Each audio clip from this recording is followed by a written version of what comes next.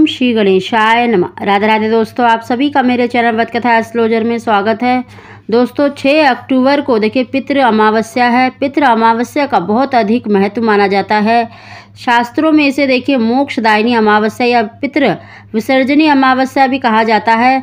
माना जाता है कि इस दिन हमारे जो पितर पृथ्वी लोक पर आते हैं वो इस दिन लौट जाते हैं और जाते हुए पितरों को जो भी व्यक्ति श्रद्धा भाव से नमन करता है, उनका पूजन करता है, तो उनके पितर उनको आशीर्वाद दे जाते हैं। उनके घर में खुशियों का आगमन होता है। शीघ्र ही उन्हें पुत्र धन की जो भी उनके इच्छा होती है वो अवश्य ही पूरी होती है।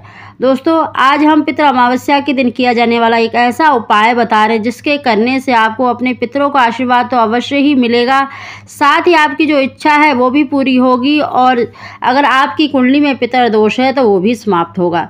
दोस्तों उसकी जानकारी देने से पहले अगर अभी तक आपने व्रत कथा एस्ट्रोलॉजर चैनल को सब्सक्राइब नहीं किया तो सब्सक्राइब अवश्य ही कर लें, बगल में बेल आइकन को दबा दें जिससे मेरी आने वाली सभी वीडियो का नोटिफिकेशन सबसे पहले आप तक पहुँच सके। दोस्तों शास्त्रों के अनुसार देखिए अमावस्या तिथि मनुष्य की जन्म कुंडली में बने हुए पितर दोष मातृ दोष मुक्ति दिलाने के लिए सबसे फलदायी मानी गई है। अगर आपने दोस्तों ये 16 दिनों में आपने कुछ किया हो या ना किया हो, लेकिन अगर पितृ अमावस्या के दिन इस उपाय को कर लेते हैं तो यकीन मानिए आपके पितर आपसे प्रसन्न होते हैं। आपकी कुंडली के जितने भी पितर दोष हैं वो भी समाप्त होते हैं।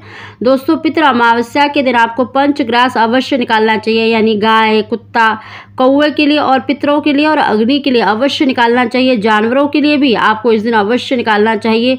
आपको एक पत्तल पे देखिए 5 ग्रास निकालने हैं, यानी 5 जगह पर आपको पूरी और थोड़ा सा मीठा रख के या फिर आप कोई भी वस्तु जो आप घर में बनाते हैं उस दिन वो रखें और आपको गाय को, कुत्ते को और कौवे को अवश्य डालना चाहिए और अग्नि का अग्नि पे निकाल देना चाहिए और पितरों का पीपल के पेड़ के नीचे रखना चाहिए। दोस्तों अगर आप देखिए गाय, कुत्ता, कौवा, अग्नि अलग अलग जैसे नहीं खिला पा रहे गाय को, कुत्ते को, कौवे को, तो आप इस पत्तल को आप अपने पितरों का ध्यान करके इस पत्तल को यानी इन पंचग्रास को अगर आप पीपल के पेड़ के नीचे रख देते हैं, अपने पितरों का ध्यान करते हैं तो निश्चित ही आपकी कुंडली के जितने भी पितर दोष होते हैं वो भी समाप्त होते हैं। दोस्तों इस दिन अगर आप चींटियों को भी जैसे मीठा आटा डालते हैं, यानी चीनी मिलाकर या बूरा मिलाकर अगर चींटियों को भी आटा डालते हैं तो हमारे पितर बहुत ही प्रसन्न होते हैं। हमारी कुंडली के जितने भी ग्रह दोष होते हैं वो भी समाप्त होते हैं।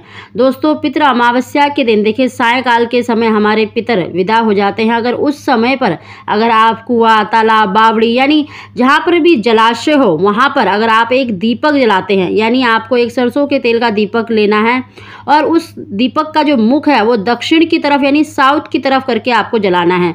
अगर आपके घर के आसपास जैसे कुआं, तालाब, बावड़ी मतलब जलाशय नहीं है तो आप इस दीपक को मतलब सायंकाल के समय अपने पितरों का ध्यान करके पीपल के पेड़ के नीचे जला दें।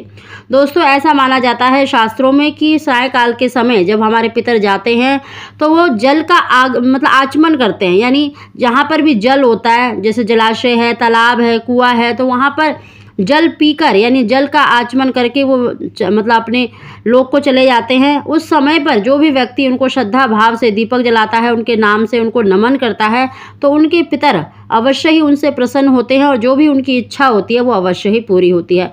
दोस्तों अगर आपको जलाशय ना मिले तब आप पीपल के पेड़ के नीचे जलाएं, क्योंकि पीपल के में भी देखिए पितरों का वास माना जाता है और पितृ अमावस्या तो विशेष दिन माना जाता है, तो आप पीपल के पेड़ के नीचे भी दीपक जलाएं। अगर आप दोनों जगह जलाते हैं यानी जलाशय पर भी और पीपल के पेड़ के नीचे तो बहुत ही श्रेष्ठ है, नहीं तो आप पीपल के पेड़ के नीचे अवश्य अपने पितरों का ध्यान करके दक्षिण की दिशा की तरफ आपको दीपक जलाना है।